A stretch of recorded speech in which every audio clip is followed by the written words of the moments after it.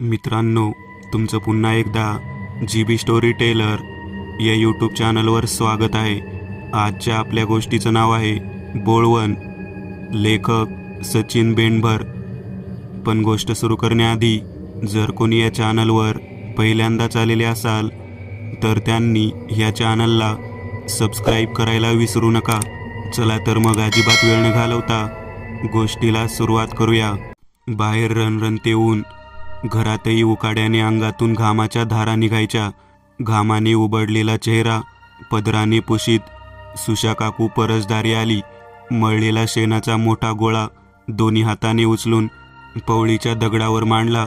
त्याचे लहान लहान उंडे करून तिने गौऱ्या थापायला सुरुवात केली. हाताने गौरी थापित होती, पण तिची कावरी बावरी नजर आणि नजरेत सुडाची धग जाणवत होती. भिंतीवरून पलीकडे एकटक बघायची. उन्हाचा चटका झोंबला म्हणजे घरात जायची. पिंजऱ्यात कोंडलेल्या वाघिणीसारखी घरात फिरायची. बेचैन झाली की पुन्हा काहीतरी निमित्त शोधून बाहेर यायची. पवळीच्या दगडी भीतीवरून पुन्हा बघत राहायची. तिची लेक सुमा परसदारी आली. बराच वेळ आईची गंमत बघत उभी राहिली. आई, काय बघतेस ग? अचानक सुमीच्या बोलण्यामुळे सुशा काकू भानावर आली. लेकीला बघताच गडबडली. चोरी करताना जणू पकडली अशी तिची केविलवाणी अवस्था झाली. उसना अवसान आणून सुमीला म्हणाली, अगं कुठे काय, बघत होते आपलं सहजच. आईची सारवा ऐकून सुमी गालातल्या गालात हसली. सुमी गेल्या वर्षीच 12वी पास झाली. घरी बसून तरी काय करायचं म्हणून कॉलेजला जाऊ लागली. गावातल्या 4-5 पोरीही कॉलेजला जायच्या. त्यात तुकागवळ्याची राधीही होती.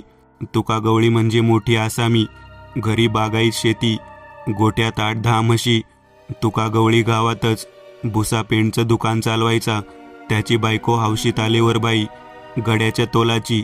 8-10 म्हशीच्या धारा ती स्वतः काढायची. म्हशीचं खाणं पिणं आंबवणं तीच बघायची. चांगला नांदता संसार. तिची लेक राधी बी कॉलेजला जायची. दुपारच्या 12च्या गाडीनं घरला यायची. सुमी आणि ती एकाच वर्गात आणि एकाच गाडीनं जायच्या. शाळेतून आल्यावर सुमी कधीमधी राधीच्या घरी जायची, पण राधीच्या आईला सुमीचं घरी येणं सलायचं.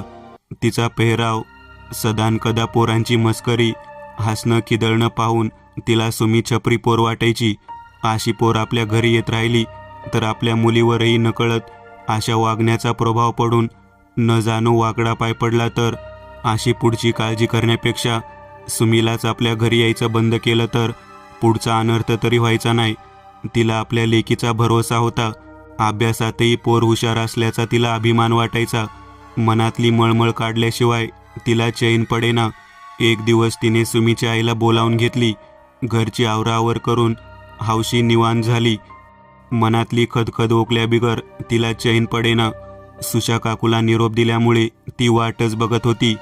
तेवढ्या सुशा काकू तिच्या वसरीत दाखल झाली. इकडचं तिकडचं आडेवेडे घेत 4 शब्द झाले आणि हौशीने मूळ मुद्द्याला हात घातला. हे बघ सुशा काकू, तू आपली म्हणून सांगते, तुझ्या सुमीचं वागणं काय खरं नाही. पोरीची जात कशी समजूतदार आणि आदाबशीर असायला पाहिजे. काहीतरी निमित्तानं पोरं बोलून बेलाशक धिंगाणा घालीत बसती. तिची राहणी काय, बोलणं कसं, काहीतरी आजपेच असावं का नको? तुला म्हणून सांगते, तू तिला पिवळी करून टाक. तुझी तरी कुठं ग एवढी जडी वाया चालली म्हणून शाळेचा खर्च करीत बसली. गरीबाला कशाला ग एवढे चोचलं पाहिजेत? उद्या गेली एखाद्याचा हात धरून तर नाक कापल्यागत घरात बसावं लागल. पोरीच्या आतीवर दाब ठेवाया घरात बाप भक्कम असावा लागतो. तुझा नवरा असा बेवडा. ही आग घरात ठेवण्यापेक्षा कशी बी एकदा तिला पिवळी करून तिचं बोळवण कर. आणि नसल ऐकायचं तर तुझी मर्जी पर. उद्यापासून आमच्या घरी तिला पाठवून तुमचा वानावळ आम्हाला देऊ नका म्हणजे झालं. इतका वेळ ऐकून सुशा काकूचा बाण फुटला. लेकीबद्दल असं बोलल्यामुळं ते तिच्या जिव्हारी लागलं. ती फनकाऱ्याने उठली. हौशी किखारी नजर फेकत खेकसली. माझी लेक सांभाळाय मी भक्कम आहे. तुझी सांभाळ नीट म्हणजे झालं. तरा चालत तिनं घर गाठलं. मनात आगीचा डोम मुसळला होता. तिनं जळजळीत नजरेने सुमीकडे पाहिलं. जादा तासाला सुमी निघाली तशी सुशा काकूला धडकी भरली. जादा तासाच्या वेळेचं गणित तिला ठाव नसायचं. शिवाय जादा तास म्हटलं की गणवेशाचं बंधन नसायचं. आज जादा तासाला जाताना सुमीनं राखाडी रंगाची केपरी घालून त्यावर किरमिजी रंगाचा टॉप चढवला होता. सुमीचा नट्टापट्टा बघून तिच्या आईचं मातं भडाकलं. अगं तू नाती धुती पोर, अशी लांडी इजार घालून खुशाल गावभर हुदडती, आणि वर ही आपरं आंगडं घाली ती शेळीच्या शेपटागत. धड माशा बी मारता येईना आणि आबरू बी झाकता येईना. शी, लांडी इजार काय म्हणती ग? घसळ्याचं मूल किती मॉड असतं ना. मॉड दिसतात का मॅड दिसतात देवालाच ठाऊक. आई काय म्हणती हे न ऐकताच तिनं तोंडाला स्कार्फ गुंडाळला. वही हातात घेऊन तुरू तुरू निघून गेली. सुमीनं लांडी इजार घातली की तिच्या भरदार पिंढऱ्या बघून आईचा जीव वर खाली व्हायचा. तिला वाटायचं आपलं दिवस किती हाळ्या पोळ्यात गेलं, किंवा सणावाराला नवं परकर पोलकंबी मिळालं नाही. हाय त्याचं नशीब तर करी नका हाऊसमोज. पण असं थोडकं कपडे कुठं पोरीच्या जातीने घालावा होय. पोराची जात उघडी हिंडलं तरी भ्याव नाही, पण एका बी पोराचं असं थोटं कपडं नाही. आणि पोरींनीच पायरी सोडली तर दोष कुणाला द्यायचा? त्यात जग हे असं पालथ्या नजरेचं. पोर तशीच आणि बाप बी तसाच. सुमी शाळेत गेल्यावर सुशा काकूनी घरातली आवरावर केली. दिवस माथ्याहून कल्ला तरी तिनं भाकर खाल्ली नव्हती. हुलग्याचं कडान आणि भाकरी घेऊन वसरीवर आली. नरड्यातून घास उतरत नव्हता. हौशीचा एक शब्द काळजाला घर करीत होता. पोरीच्या जातीव दाब ठेवाया, घरात बाप भक्कम असावा लागतो. तुझा नवरा असा बेवडा. हे तिचं वाक्य आठवताच तिला बुवाची चीड आली. आपला नवरा चीट असता तर जिपूट हलवलं असतं तिचं, पण आपलाच माणूस नाही नीट. एक एक घास तिनं कसा तरी चावीत चावीत गिळला. सुशा काकूचा नवरा म्हणजे रामा घिसरे, तसा साधा गडी. सगळं गाव त्याला बुवा म्हणायचं. हे बुवा नावच कसं पडलं हा सुद्धा मोठा इतिहास आहे. त्याचं असं झालं, राम कधीमधी प्यायचा. प्रत्येक गावात जसं 4-10 गावनाशी असतात तसं पांढरवाडीत बी होतं. त्यांच्या नादी लागून रामा पक्का पेताड झाला. त्या वर्षीच गावात हरिनाम सप्ताह साजरा करायचं ठरलं. संध्याकाळी कीर्तनाला सारं गाव बाया बाप्याशे जाऊ लागलं. त्यात रामा बी होता. कीर्तनकारांचा उपदेश ऐकून रामाला उपरती झाली. कीर्तनकाराच्या हातून त्यांनी माळ घातली. अष्टगंधाचा टिळा लावून तो भजनात बसायला लागला. तिथून पुढं कोणत्या का अर्थाने होईना गाव त्याला बुवा म्हणायला लागलं. देवाच्या नावानी लोकांनी वर्गणी दिली. बखळ पैसा जमला, पण हिशोबावरून पुढाऱ्यात हमरी तुमरी झाली आणि सप्ताह 1 वर्षातच बंद पडला. तसा रामाला देवाधर्माचा इसर पडायला लागला. अधूनमधून तल्लप झाली की त्याला वाटायचं आपण उगीच बुवाच्या नादी लागून माळता अडकलो. नुसती मनाची माळ धरली असती तर किती सोपं गेलं असतं. पण त्याचं नशीब मोठं बलवत्तर. विहिरीत पोहायला उडी मारली आणि माळ कवा पाण्यात निघून गेली हे त्याला कळलंच नाही. भुंड्या गळ्यांनी जसा तो विहिरी बाहेर आला तसा त्याला गळफास तुटल्यागत आनंद झाला. आता तो फक्त चल म्हणायचीच वाट बघत होता. ते गारानं सुद्धा देवानी लवकरच ऐकलं आणि कुंभाराचा संत्या एक दिवस सांच्याला त्याच्या घरी टपकला. काय बुवा, माळ दिसत नाही? तुटली? मग हायगाय कशापायी? येताय नवं? नाही गड्या, शेवटी माळ घालूनच जायचं ठरविलंय. हातीच्या शेवटी तर सगळीच माळ घालून जात्यात. म्हणजे कुणी बी मेला तरी तुळशीची माळ घातल्या बिगर उचली त्यात होय? हां, ते बी खरं आहे, पण गुत्त्यावर जायला मन जरा कचरतच. हात गाडवीच्या एवढंच ना. मग आणतो की मी, बसू आपल्याच घरी. तिथून पुढं काही दिवस दबकत दबकत नंतर राजरासे सुरू झाली. माळ गेली, सप्ताह बंद झाला. पण रामा घिसऱ्याला गावानी दिलेलं बुवा नाव मात्र जलमभर चिकाटलं. कधीमधी बुवा पिऊन आला तरी सुशा काकीला बघून नांगी टाकायचा. तिचं लगीन झालं त्यावेळी घरातलं देणं घेणं तिची सासू बघायची.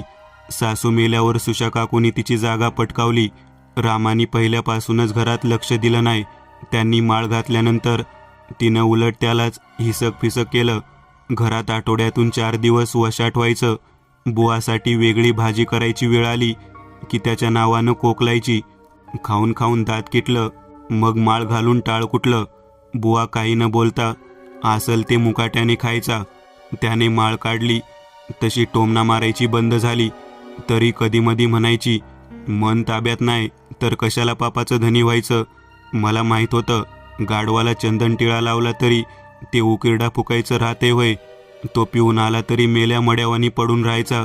एकदा दोनदा त्यांनी तिच्यावर ताल करून बघितला, पण सुशा काकूनं दार लावून निबार मडावल्यापासून कायमचाच गपगार झाला. उलट तीच त्याला 10-5 रुपये उचल द्यायची. घरातली ने-आण देणं घेणं तीच बघायची. त्यामुळं सुमीसुद्धा आईच्या तालावर नाचायची. बापाने काही सांगितलं तर न ऐकल्यासारखं करून निघून जायची. वैतागलेला घिसरा लेकीव दात ओठ खाऊन गुरकायचा. आई तशी लेक आणि दोघीची खोड एक. हातपाय आपटून मुकाट जाग्यावर बसायचा. सुशा काकूचाच घरात तोरा चालायचा. रामा धिसरा असून नसल्यासारखा होता. लेकीबद्दल हौशीनं मुक्ता फळ उधळल्यापासून जखमी वाघिणी गत्ती हौशीवर डोक धरून राहायची. शेजारी शेजारी दोघीची घरं. हौशी बोलल्यापासून कोणीच कोणाच्या घरी जात नव्हतं. सुमीसुद्धा राधीकडं जात नव्हती. पोरी शाळेत जायचा टाईम झाला की हौशी अंगणात उभी राहून बघायची. सुमीला बघताच अशी कावरी बावरी व्हायची की जणू सुमीच्या गैरवर्तनाची चाहूल हिलाच काय पण साऱ्या गावात झालीये. शेजारी पाजारी 4-2 बाया भेटल्या की सुमीचा कल्पित वृत्तांत त्यांच्या कानात सांगायची. एक दिवस सांच्याला लवाराचा शंकर्या घरामागच्या पायवाटेने आला. गवळ्याच्या परसदारी हौशी उभ्या असल्याने तसाच पुढं सुशा अक्काच्या परसात घुसला. हौशीनं त्याला जसा पाहिला तशी भेटेल त्याला लवाराच्या शंकर्याचं नाव घेऊन सुमीचं संबंध असल्याचं खात्रीनं बोलू लागली. साऱ्या आळीत फिरून प्रत्येकीच्या कानात शंकन्यान सुमीचा पाडा वाचित राहिली. सुमीकडं बघून आळीतल्या बाया टवकारल्या नाही तरच नवल. साऱ्या पांढरवाडीला नवा विषय चघळायला मिळाला. 4-2 दिवस गेले. सुशा काकू मागील दारानं परसात गेली तसा तिनं शंकर्या पायवाटेनं गेलेला बघितला.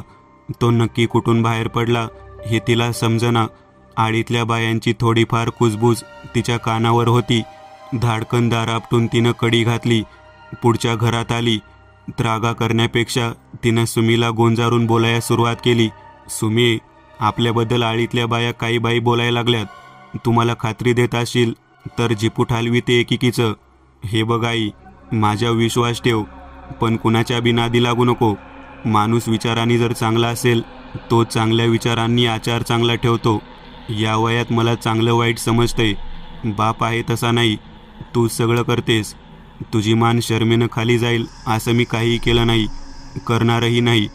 कपड्याबद्दल म्हणशील तर कपड्यावर काही नाही. आचार विचार मनावर असतात. एखाद्या वाईट विचाराच्या माणसाला सभ्य माणसाचे कपडे घालून त्याचे विचार थोडेच बदलणार आहेत. अगं मी तुझीच लेक, जगाला कशा पायी भिऊ. माझा विश्वास आहे तुझ्यावर.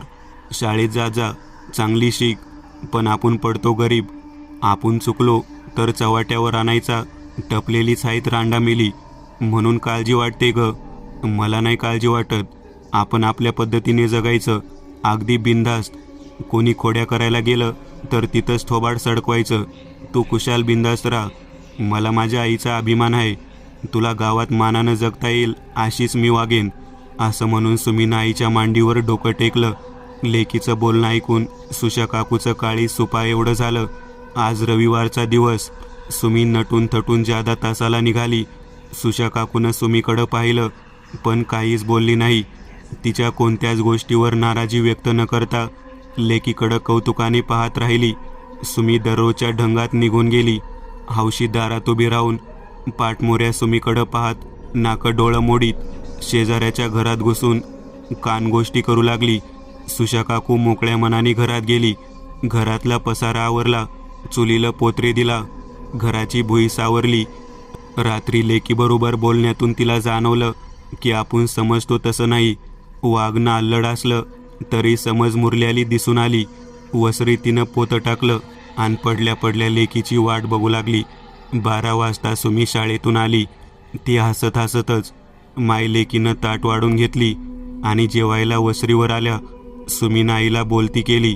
हौशीनं तुला तिच्या घरी बोलावून घेऊन माझ्याबद्दल लईच वाईट साईट सांगितलं ना. तुला काय ठाव. राधीनं सांगितलं. तिथून पुढंच तू माझ्यावर चिडली का नाही. हौशीनं गावातल्या बायांना बी तुझ्याबद्दल वाईट सांगितलंय बघ. ते बी मला माहिती आहे. राधी म्हणत होती मला. तरी बी तुला राग कसा काय नाही आला. कर नाही त्याला डर कसली.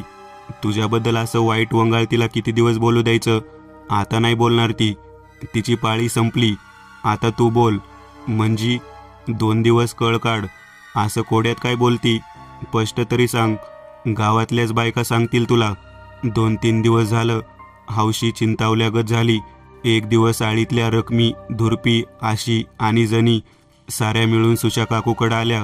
दुसरं कोणी ऐकेल म्हणून कुजबूज करून सांगू लागल्या, अगं तुला हाय का ठाव, उठसूट तुझ्या सुमीला पापात घालायची, तिच्यावर त्या लवाराच्या शंकऱ्याबद्दल आळ घालायची रकमी.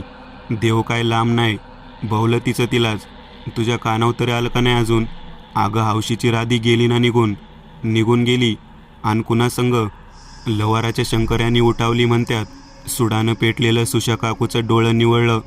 तिनं सुमीक डोळं भरून पाहिलं. तशी सुमी गालातच खुदू हसताना दिसली. मला म्हणत होती, लेकीला पिवळी कर, जाईल एखाद्याचा हात धरून.